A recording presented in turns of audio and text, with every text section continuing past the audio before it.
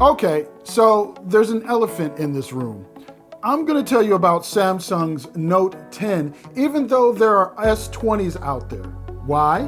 Because people interested in Notes tend to be die-hard Note fans, and also because with the new S series starting at $1,000, you can still get a Note 10 with its enhanced S Pen feature set for $949. So why in 2020 would you consider the Note 10 class? Take out your pen. Let's begin.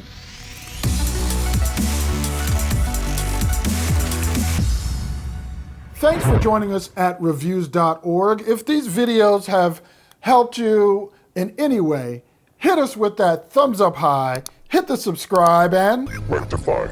No rectifier, notify. Click the notification bell so you'll be able to know when we have new reviews for you. There's been a big mistake. Games. Bad rectifier, bad.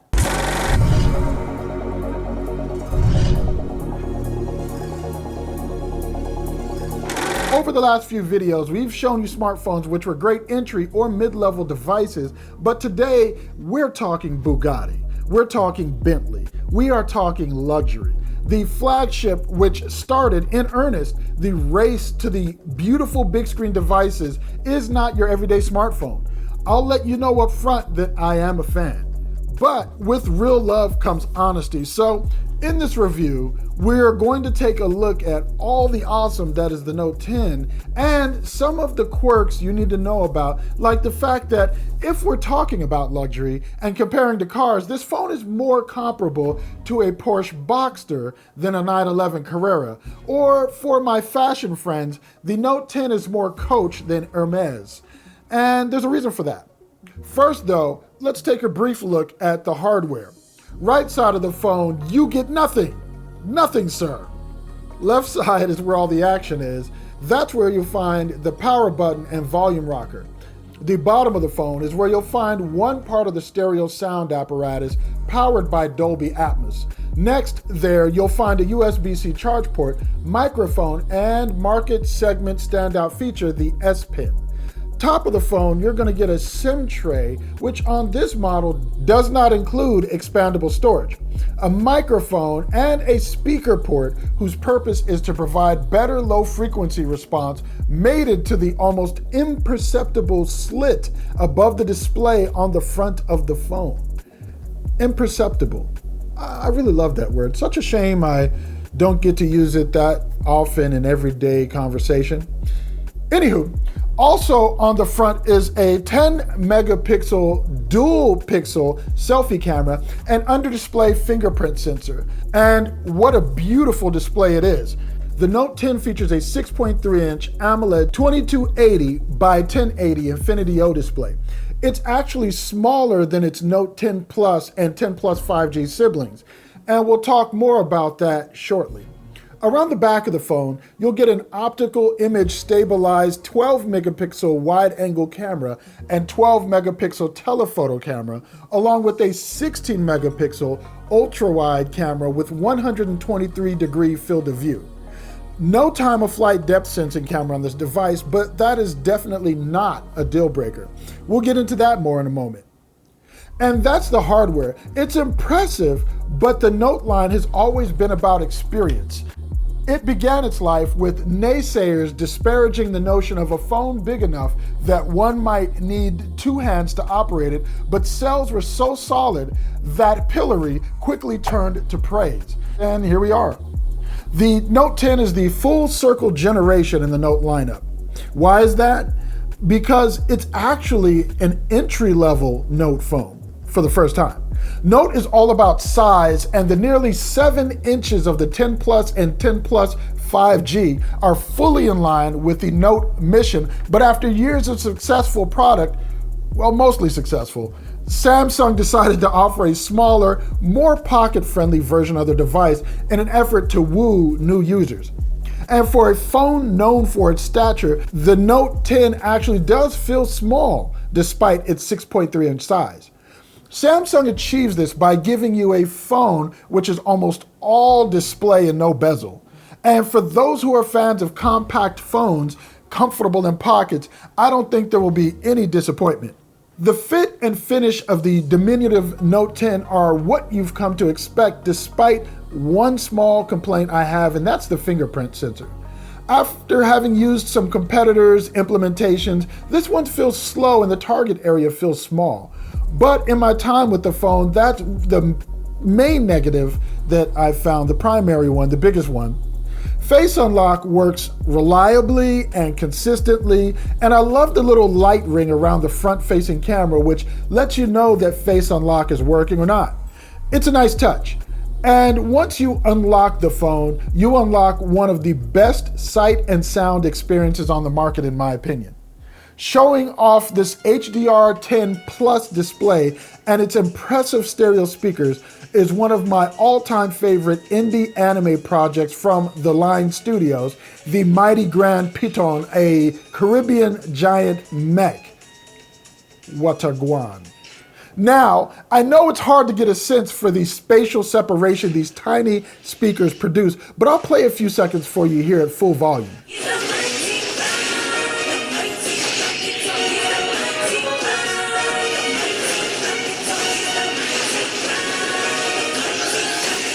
I'll put the link in the description below so you can check it out on its own, but the animation in this clip is so exceptional that on this display, it really comes to life and looks three-dimensional. Let's dive into that for just a moment. One thing HDR, or high dynamic range, allows for is a wider range of colors to be used on film and video on your device. This becomes subtly apparent on shows like Marvel Netflix's Daredevil. In non-HDR, scenes with Ninja in the shadow, all you see is their uniforms as they lurk in those dark spaces, but on a display with sufficient backlighting paired with HDR, you'll actually notice pops of color in the darker areas of the image where their uniforms are black with red areas on their legs and arms. In standard formats, you don't see that red, but with proper backlighting and HDR, subtleties in the image come to life. This is true of these small displays and larger televisions alike, FYI. Since we're talking about what you get visually, that's a solid segue into those cameras. One thing missing from the Note 10, which you get on the Note 10 Plus and Plus 5G, is depth sensing cameras. But I stated earlier that isn't a deal breaker. The depth sensing or time of flight cameras are for improving the quality of the effects these cameras are able to achieve with their combination of hardware and software these days, but I didn't feel limited by the lack of those cameras on this Note 10. The software on this phone does a fine job of separating foreground from background, as you can see in this front-facing camera selfie. Solid job even in low light, but on the back cameras, where you would have had the time of flight sensors to add to the imaging, this picture of flowers I bought for my wife for Valentine's Day is outstanding, where it's been able to separate the foreground from the background and remove color from the image. And here's another that is actually so good, it's one of the rare times I've actually made a smartphone still photo my lock screen. I took this same shot with a couple other smartphone cameras using their portrait modes, and this one turned out the best in my opinion. I've posted them to my Instagram feed various times during my testing. The low light capture capabilities of the Note 10 are really good as well, but Night Shot gives you a subtle upgrade to those capabilities if you really want to catch something in near darkness. Here's my old man statue test taken in my dining room with all of the lights off and only a bit of black lighting peeking through the slats of my vertical blinds. This is an extreme example though, so here are some images from my little brother's birthday party in my dad's backyard. The patio chairs actually look great in the dark without night mode, but there they are with it. And here, this child scooter really lightens up with night mode. There are always trade-offs when you brighten up dark images in the form of grain, but this image you won't really notice it too much until you zoom in.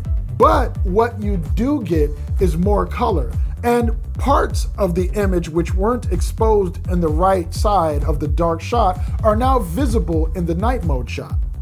Same goes for that patio furniture shot. In the night mode shot, all of the background foliage, including the palm tree, are now visible, whereas all of that much like Daredevil's Hand Clan Ninja, were previously in shadow.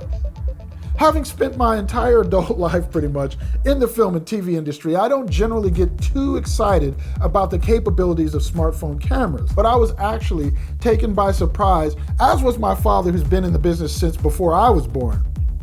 Taken by surprise with the Note 10's video features called Super Steady VDIS, or Video Image Stabilization, combined with their tracking autofocus. Oh. Sorry. Sorry.